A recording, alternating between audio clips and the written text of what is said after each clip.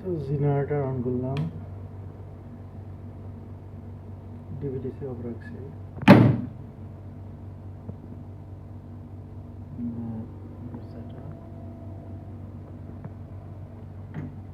এখন ডিভিডিসি চলে আসছে, জেনারেটর ছেড়ে দিছে,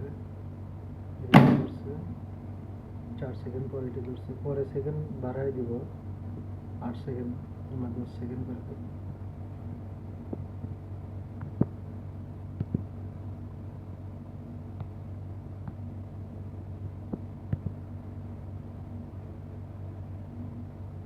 আবার ডিভিডিসি চলে গেল, টাইম কাউন্ট করতে অন হলো।